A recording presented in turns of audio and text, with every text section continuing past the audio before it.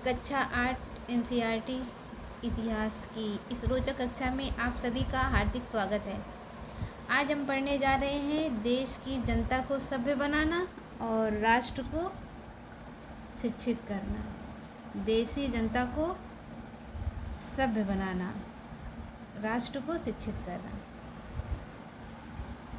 क्या आपने कभी सोचा है कि अंग्रेज शासक भारत में शिक्षा व्यवस्था को बदलने में इतनी रुचि क्यों लेते थे? क्या उनका उद्देश्य वास्तव में भारतीयों को शिक्षित और सभ्य बनाना था, या इसके पीछे कोई राजनीतिक सोच छिपी हुई थी? इस अध्याय में हम जानेंगे कि ब्रिटिश शासन के दौरान शिक्षा की नई नीतियाँ कैसे बनाई गई, अंग्रेजी शिक्षा को क्यों बढ़ावा दिया गया,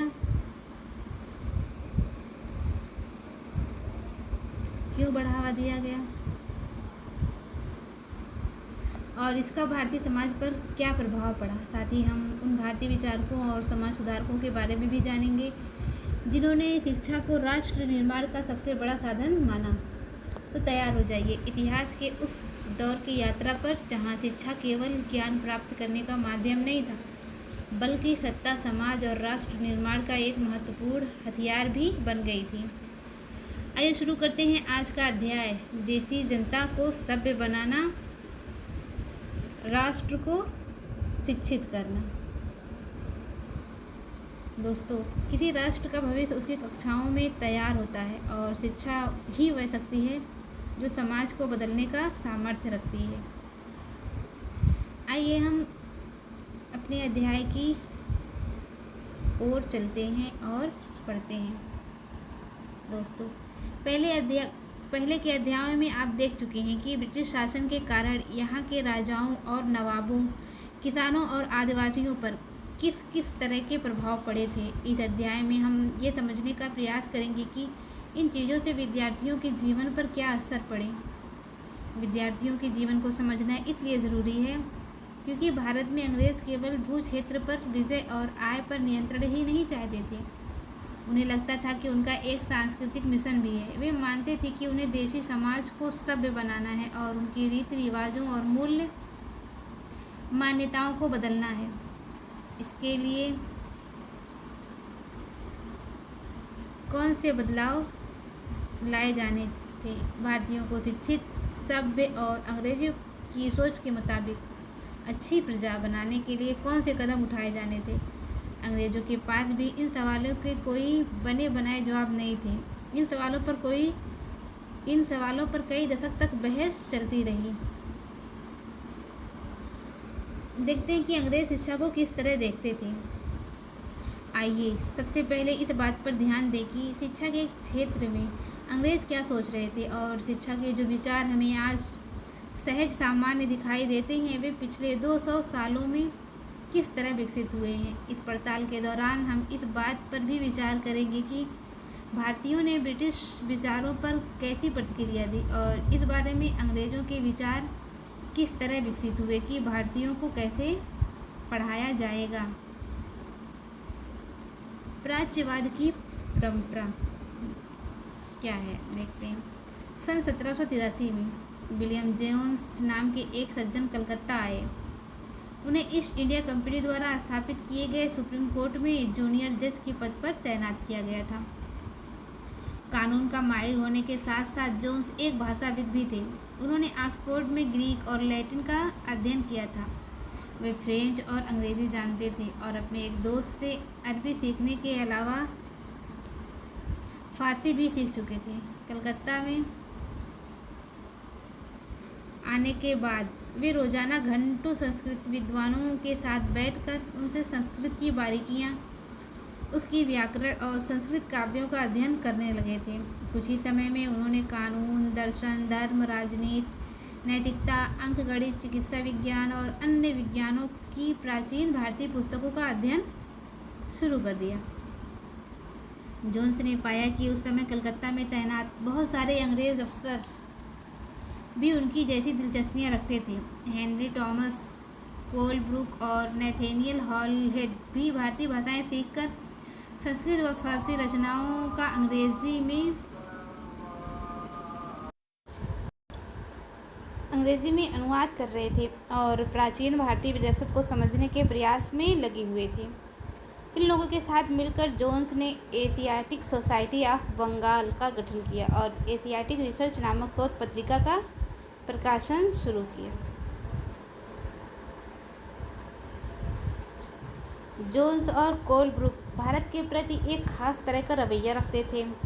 वे भारत और पश्चिम दोनों की प्राचीन संस्कृतियों के प्रति गहरा आदर भाव रखते थे। उनका मानना था कि भारतीय सभ्यता प्राचीन काल में अपने वैभव के शिखर पर थी, परंतु बाद में उसका पतन होता चला गया। उनकी राय में भारत को समझने के लिए प्राचीन काल में लिखे गए यहाँ के पवित्र और कानूनी ग्रंथों को खोजना व समझना बहुत ज़रूरी था। और उनका मानना था कि हिंदुओं और मुसलमानों की असली विचारों व कानूनों को इन्हीं रचनाओं के जरिए समझा जा सकता है और इन रचनाओं के पुनः अध्ययन से ही भारत के भावी विकास का आधार पैदा हो सकता है। तो इस तरह जोन्स और कोलब्रुक दोनों ही प्राचीन ग्रंथों को ढूंढने, उनकी व्याख्या करने, अनुवाद करने और ज़्यादा से ज़्यादा लोगों तक अपने नतीजे पहुंचाने में जुट गए। उन्हें विश्वास था कि ये परियोजना न केवल अंग्रेज़ों को भारतीय संस्कृति से सीखने में मदद देगी, बल्कि भारतीयों को भी अपनी विरासत को दोबारा अपनाने और अतीत के लुप्त वैभव को समझने में मदद देगी। इस प्रक्रिया में अंग्रेज़ भारतीय संस्कृति के अभिभावक और मालिक दोनों की भूमिका निभा रहे थे।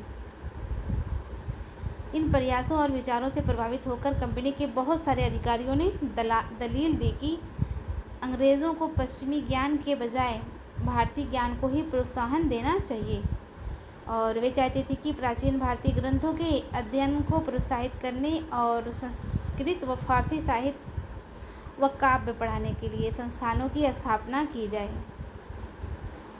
इन अधिकारियों का ये भी मानना था कि हिंदुओं और मुसलमानों को वही पढ़ाया जाना चाहिए जिससे वे पहले ही परिचित हैं और जिसे वे आदर और महत्व देते हैं।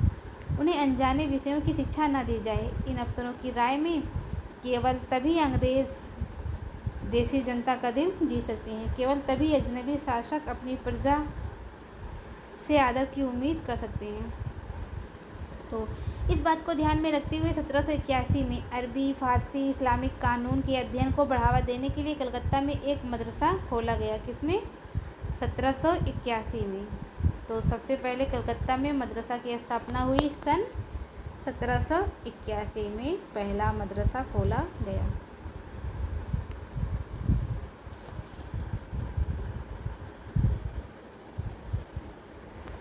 आप यहाँ चित्र में ये देख सकते हैं वारेन हेस्टिंग का स्मारक है और रिचर्ड वेस्ट मार्कोट 1830 अब कलकत्ता स्थित विक्टोरिया मेमोरियल में ये है।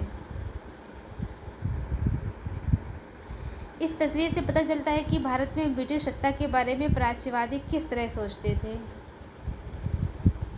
आप यहाँ चित्र में देख सकते हैं कि ये अध्ययन कर रहे हैं और यहाँ पे ये खड़े हैं। सबसे ऊपर हेस्टिंग की भव्य प्रतिमा है और ये किसकी प्रतिमा है? वारेन हेस्टिंग्स की, जो प्राच्यविदों के भारी समर्थक थे। इसके एक तरफ पंडित और दूसरी तरफ नीचे बैठा हुआ मुंशी दिखाई दे रहा है। ये क्या है? ये पंडित है और ये मुंशी। हेस्टिंग तथा अन्य प्राच्यवादी भारतीय विद्वानों से विभिन्न भारतीय भाषा सीखना चाहते थे और वे आगे हम देखते हैं 1791 में बनारस में हिंदू कॉलेज की स्थापना की गई। 1781 में कलकत्ता में क्या मदरसा की स्थापना हुई और 1791 में बनारस में हिंदू कॉलेज की स्थापना की गई ताकि वहाँ प्राचीन संस्कृत ग्रंथों की शिक्षा दी जा सके और देश का शासन चलाने में मदद मिले। परंतु कंपनी के सभी अफसर इन विचारों से सहमत नहीं थे। इनमें से बहुत सारे प्राच्यवादियों के कटु आलोचक भी थे। पूरब की जघन्य गलतियाँ। 19वीं सदी की शुरुआत से ही बहुत सारे अंग्रेज अफसर शिक्षा के प्राच्यवादी दृष्टिकोण की आलोचना करने लगे थे। उनका कहना था कि पूर्वी समाजों का ज्ञान त्रुटियों से भरा हुआ और अवैज्ञानिक है। उनके मुताबिक पूर्वी साहित्य अगंभीर और सतही था। इसलिए उन्होंने दलील दी कि अंग्रेज़ों को अरबी और संस्कृत भाषा व साहित्य के अध्ययन को बढ़ावा देने पर इतना खर्च नहीं करना चाहिए। प्राच्यवादियों पर हमला करने वालों में जेम्स मिल प्रमुख थे। उनका विश्वास था कि अंग्रेज़ों की दशा जनता को खुश करने और उसका दिल जीतने के लिए जनता की इच्छा के हिसाब से या उनकी भावनाओं को ध्यान में रखते हुए शिक्षा नहीं दी जानी चाहिए। उनकी राय में शिक्षा के जरिए उपयोगी और व्यवहारिक चीज़ों का ज्ञान दिया जाना चाहिए। इसलिए भारतीयों को पूर्वी समाजों के काव्य और धार्मिक साहित्य के बजाय ये पढ़ाया जाना चाहिए कि पश्चिम ने किस तरह की वैज्ञानिक और तकनीकी सफलताएं हासिल कर ली हैं। 1830 के दशक तक प्राच्यवादियों का विरोध और तीखा हो गया था। थॉमस बेबिंगटन मैकाले इन आलोचकों में सबसे मुखर और प्रभावशाली विचारक थे। वे भारत को असभ्य देश मानते थे जिसे सभ्यता का पाठ पढ़ाना जरूरी था। मैकाले के मुताबिक पूर्वी ज्ञान की कोई भी शाखा इंग्लैंड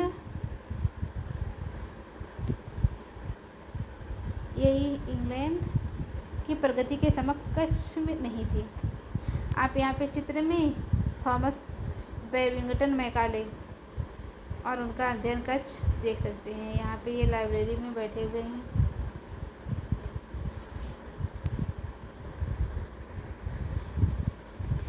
मैकाले का कहना था कि एक अच्छे यूरोपीय पुस्तकालय का केवल एक खाना ही भारत और अरब के समूचे देसी साहित्य के बराबर है।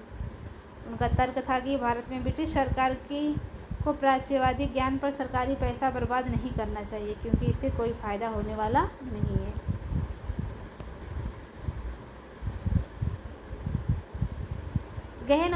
गहन ऊर्जा और आवेशपूर्वक मैकाले ने अंग्रेज़ी भाषा सिखाने की ज़रूरत पर जोर दिया। उनका मानना था कि अंग्रेज़ों के ज्ञान से भारतीयों को दुनिया की श्रेष्ठतम साहित्यिक कृतियों को पढ़ने का मौका मिलेगा।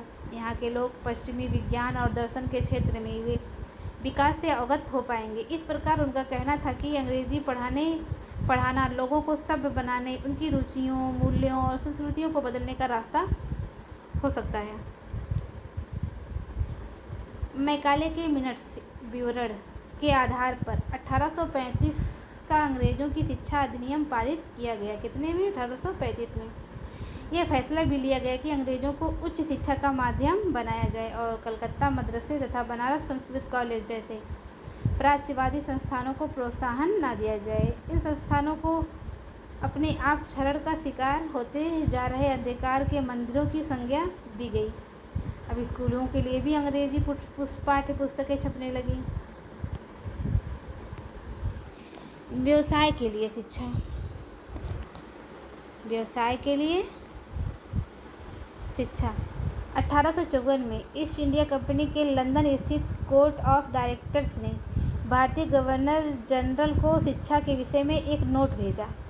कंपनी के नियंत्रक मंडल के अध्यक्ष चार्ल्स वुड के नाम से जारी किए गए इस संदेश को वुड का नीति पत्र वुड डिस्पैच के नाम से जाना जाता है।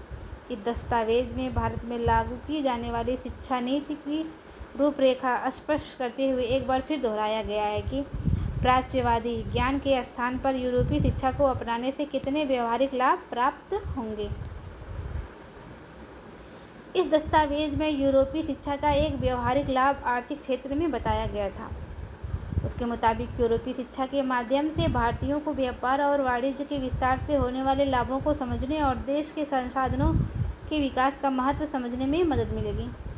यदि उन्हें यूरोपीय जीवन शैली से अवगत कराया गया तो उनकी रुचियों और आकांक्षाओं में भी बदलाव आएगा और ब्रिटिश वस्तुओं की मांग पैदा होगी, क्योंकि तब यहाँ के लोग यूरोप में बनी चीज़ों को अपनाना और ख़रीदना शुरू कर देंगे।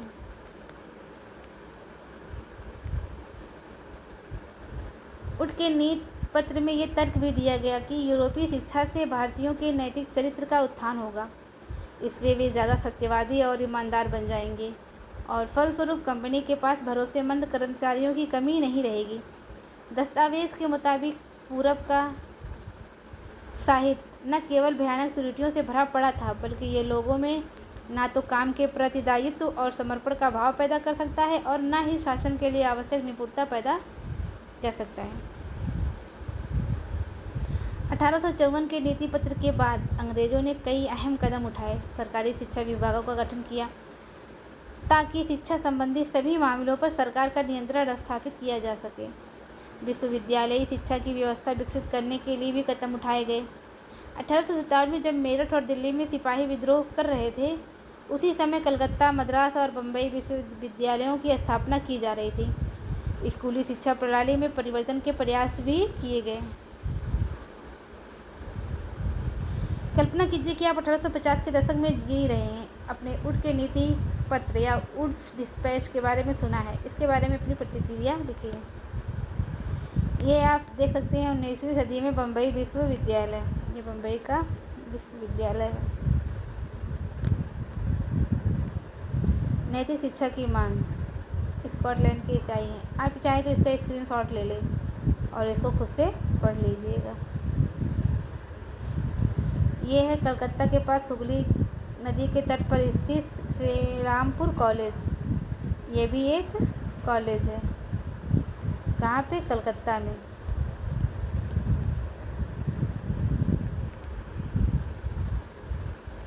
स्थानीय पाठशालाओं का क्या हुआ? जब अंग्रेजों ने शिक्षा को बढ़ावा दिया तो फिर स्थानीय पाठशालाओं का क्या हुआ? क्या आपको कुछ अंदाज़ा है कि अंग्रेज़ों से पहले यहाँ बच्चों को किस तरह पढ़ाया जाता था? क्या आपने कभी सोचा है कि उस समय बच्चे स्कूल जाते भी थे या नहीं, और अगर स्कूल थे तो ब्रिटिश शासन के तहत उनका क्या हुआ? ये विलियम एडम की रिपोर्ट है। देखते हैं कि 1830 के दशक में स्कॉटलैंड से आए ईसाई प्रचारक विलियम एडम्स ने बंगाल और बिहार के जिलों का दौरा किया। कंपनी ने उन्हें देशी स्कूलों में शिक्षा की प्रगति पर रिपोर्ट तैयार करने का जिम्मा सौंपा था। एडम ने जो रिपोर्ट तैयार की वह दिलचस्प थी। एडम ने बताया कि बंगाल और बिहार में 1 लाख से ज़्यादा पाठशालाएं हैं। ये बहुत छोटे छोटे केंद्र थे जिनमें आमतौर पर 20 से ज़्यादा विद्यार्थी नहीं होते थे। फिर भी इन पाठशालाओं में पढ़ने वाले बच्चों की कुल संख्या काफ़ी बड़ी, यानी 20 लाख से भी ज़्यादा थी। और ये पाठशालाएं संपन्न लोगों या स्थानीय समुदाय द्वारा चलाई जा रही थी। कई पाठशालाएं स्वयं गुरु द्वारा ही प्रारंभ की गई थी। शिक्षा का ये तरीका काफ़ी लचीला था। आज आप जिन चीज़ों की स्कूलों से उम्मीद करते हैं उनमें से कुछ चीज़ें उस समय की पाठशालाओं में भी मौजूद थीं। बच्चों की फीस निश्चित नहीं थी, छपी हुई किताबें नहीं थी, पाठशाला की इमारत अलग से नहीं बनाई जाती थी, बेंच और कुर्सियां नहीं होती थी, ब्लैक बोर्ड नहीं होते थे, अलग से कक्षाएं लेने, बच्चों की हाजिरी लेने का कोई इंतज़ाम नहीं होता था। सालाना इम्तिहान और नियमित समय सारणी जैसी कोई व्यवस्था नहीं थी।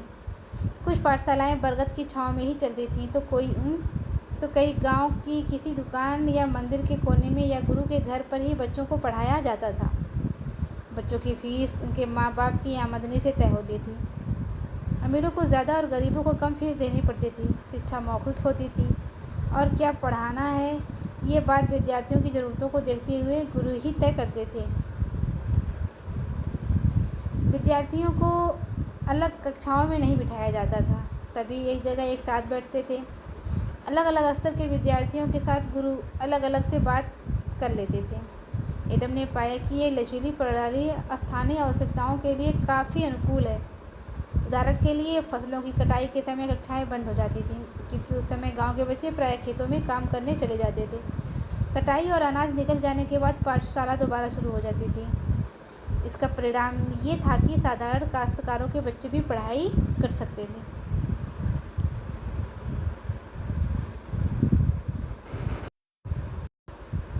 नई दिनचर्या, नए नियम। 19वीं सदी के मध्य तक कंपनी का ध्यान मुख्य रूप से उच्च शिक्षा पर था, इसलिए कंपनी ने स्थानीय पाठशालाओं के कामकाज में भी ज़्यादा दखल नहीं दिया। 1854 के बाद कंपनी ने देशी शिक्षा व्यवस्था में सुधार लाने का फैसला लिया। कंपनी का मानना था कि इसके लिए मौजूदा व्यवस्था के भीतर ही बदलाव किए जा सकते हैं। कंपनी एक नई दिनचर्या, नए नियमों और नियमित निरीक्षणों के जरिए पाठशालाओं की ओर व्यवस्थित करना चाहती थी। इसके लिए क्या किया जा सकता था? कंपनी ने क्या कदम उठाए? और सबसे पहले तो कंपनी की बहुत सारे पंडितों को सरकारी नौकरी पर रख लिया। कंपनी ने पहला कदम यही उठाया। कि उसने पहले कंपनी में ने बहुत सारे पंडितों को सरकारी नौकरी पर रख लिया। प्रत्येक पंडित को 4 से 5 स्कूलों की देखरेख का जिम्मा सौंपा जाता था। पंडितों का काम पाठशालाओं का दौरा करना और वहां अध्यापन की स्थितियों में सुधार लाना था। प्रत्येक गुरु को निर्देश दिया गया कि वे समय समय पर अपने स्कूल के बारे में रिपोर्ट भेजें और कक्षाओं को नियमित समय सारणी के अनुसार पढ़ाएं। अब अध्यापन पाठ्यपुस्तकों पर आधारित होगा और विद्यार्थियों की प्रगति को मापने के लिए वार्षिक परीक्षाओं की रूपरेखा तैयार की जाने लगी। विद्यार्थियों से कहा गया कि वे नियमित रूप से शुल्क दें, नियमित रूप से कक्षा में आएं, तय सीट पर बैठें और अनुशासन के नियमों का पालन करें। नए नियमों पर चलने वाली पाठशालाओं को सरकारी अनुदान मिलने लगे। जो पाठशालाएं नई व्यवस्था के भीतर काम करने को तैयार नहीं थी, उन्हें कोई सरकारी सहायता नहीं दी जाती थी। जिन गुरुओं ने सरकारी निर्देशों का पालन करने के बजाय अपनी स्वतंत्रता बनाए रखी, वे सरकारी सहायता प्राप्त और नियमों से चलने वाली पाठशालाओं के सामने कमजोर पड़ने लगे। इन नए नियमों और दिनचर्या का एक और भी नतीजा हुआ। पहले वाली व्यवस्था में गरीब किसानों के बच्चे भी पाठशालाओं में जा सकते थे, क्योंकि शालाओं की समय सारणी काफ़ी लचीली होती थी। नई व्यवस्था के अनुशासन की मांग थी कि बच्चे नियमित रूप से स्कूल आएं।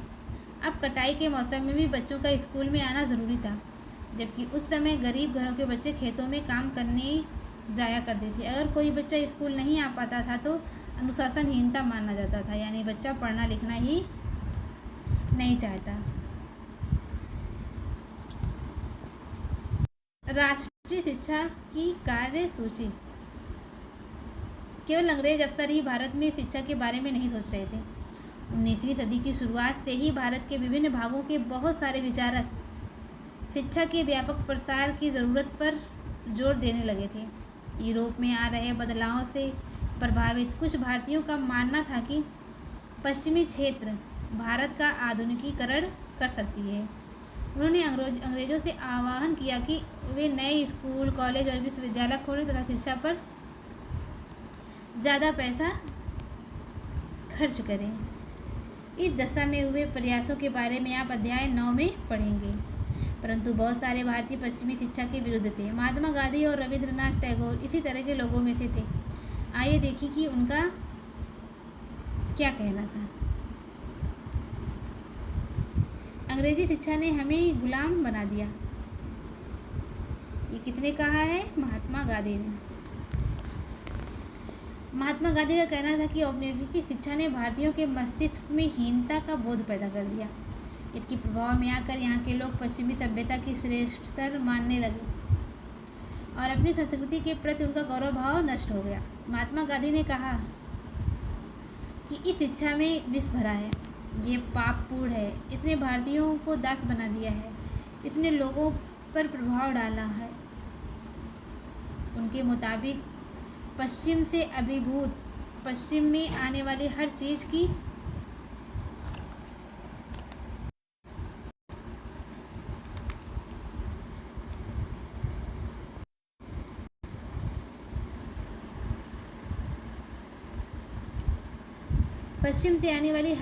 प्रशंसा करने वाले इन संस्थानों में पढ़ने वाले भारतीय ब्रिटिश शासन को पसंद करने लगे थे।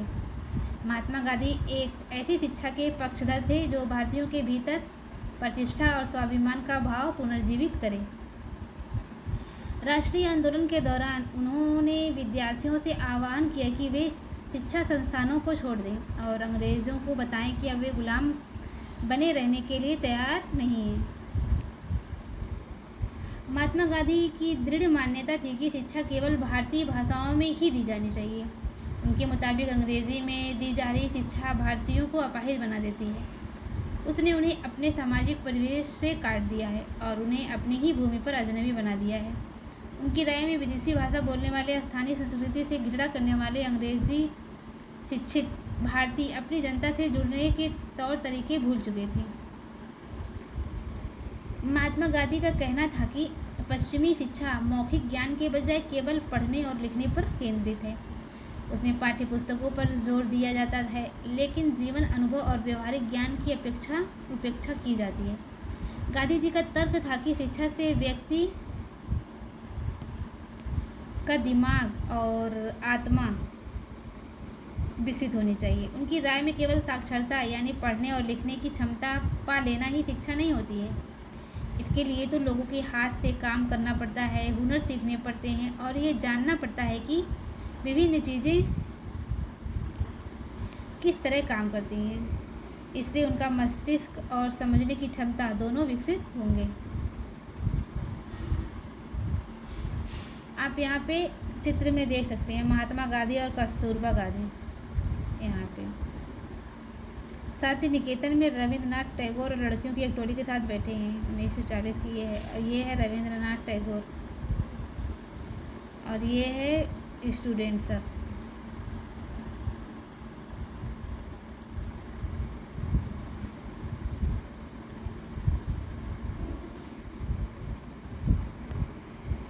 साक्षरता ही शिक्षा नहीं है, ये किसने कहा? महात्मा गांधी ने लिखा था। महात्मा गांधी कहते हैं कि शिक्षा से मेरा मतलब इस बात से है कि बालक और मनुष्य के देह, मस्तिष्क और भावना की श्रेष्ठ तत्वों को सामने लाया जाए। साक्षरता ना तो शिक्षा का अंत है और ना ही उसकी शुरुआत। ये तो केवल एक साधन है जिसके जरिए पुरुषों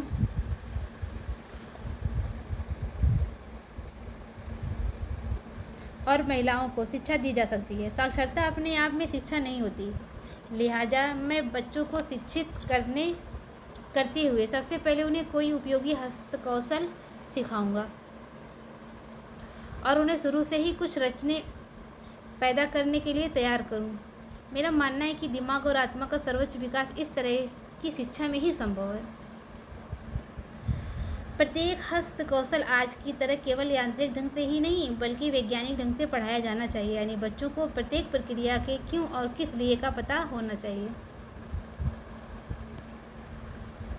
जैसे जैसे राष्ट्रीय भावना का प्रसार हुआ, कई दूसरे विचारक भी एक ऐसी राष्ट्रीय शिक्षा प्रणाली के बारे में सोचने लगे जो अंग्रेजों द्वारा स्थापित की गई व्यवस्था से अमूल तौर पर भिन्न है। टैगोर का शांति निकेतन। आप में से बहुत सारे दोस्तों ने शांति निकेतन के बारे में सुना होगा। क्या आप जानते हैं कि इसकी स्थापना किसने और क्यों की? रविंद्रनाथ टैगोर ने ये संस्था 1901 में शुरू की थी। टैगोर जब बच्चे थे तो स्कूल जाने से बहुत चिढ़ते थे। वहाँ उनका दम घुटता था। उन्हें स्कूल का माहौल दमनकारी लगता था। टैगोर को ऐसा लगता था कि मानो स्कूल कोई जेल हो, क्योंकि वहाँ बच्चे मनचाहा कभी नहीं कर पाते थे। आप यहाँ पे चित्र में देख सकते हैं शांति निकेतन में एक कक्षा चल रही है। आप यहाँ पे आसपास का देखिए माहौल देखिए। ये एक पेड़ पौधे हैं, ये एक जंगल में बाग बगीचे हैं, उसी में ये कक्षा चल रही है। ये टीचर हैं, ये रविंद्रनाथ टैगोर यहाँ पे बैठे हुए हैं और ये ब्लैक बोर्ड पर अध्यापक इन सारे स्टूडेंट को पढ़ा रहे हैं। आप इसको देख सकते हैं।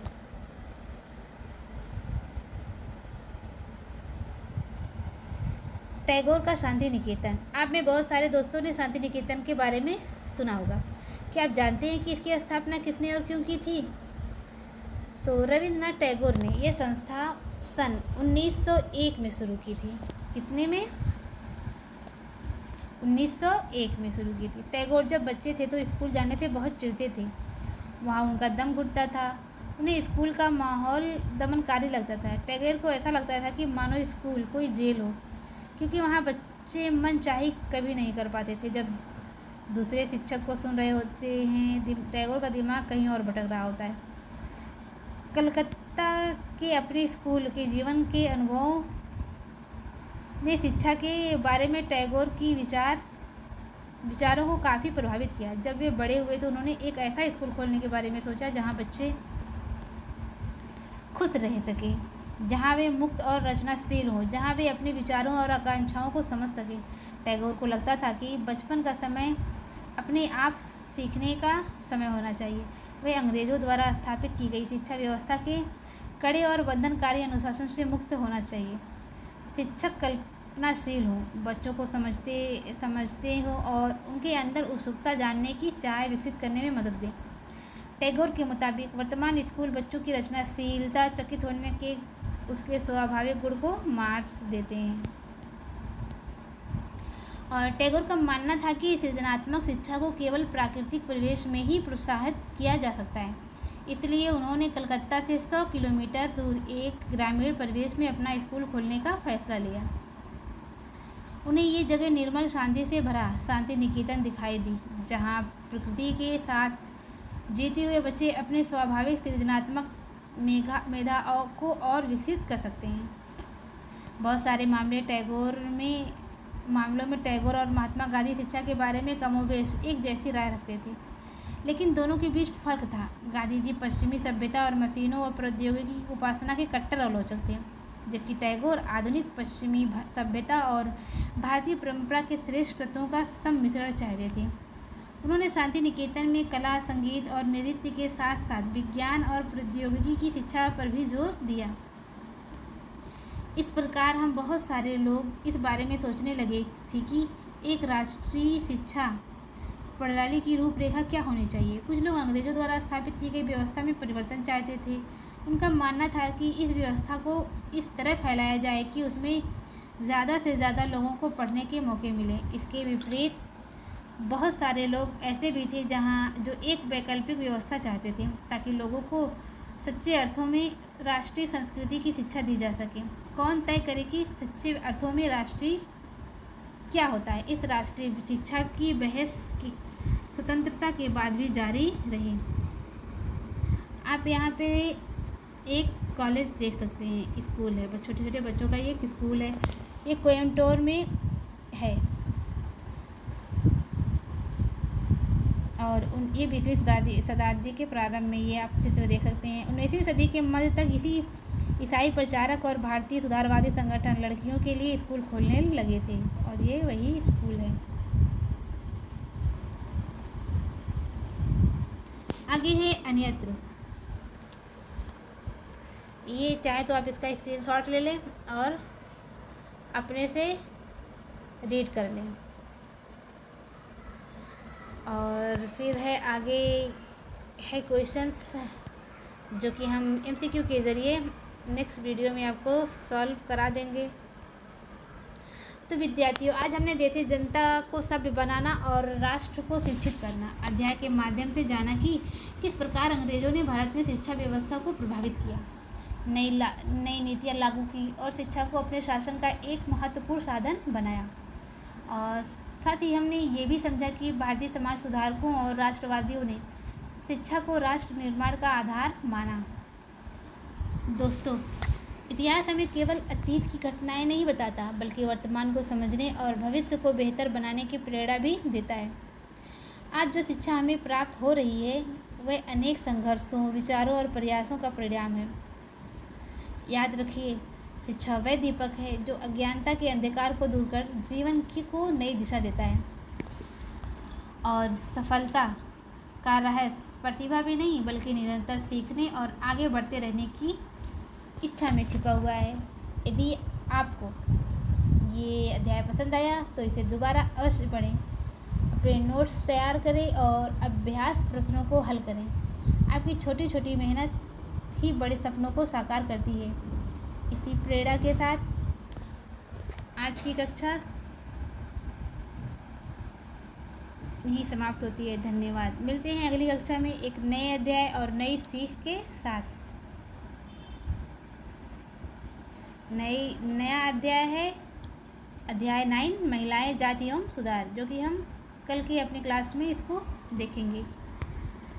जाते जाते एक मोटिवेशनल कोट्स भी सुन लें कि पढ़ाई का उद्देश्य केवल परीक्षा पास करना नहीं, बल्कि ऐसा व्यक्तित्व बनाना है जो दुनिया को बेहतर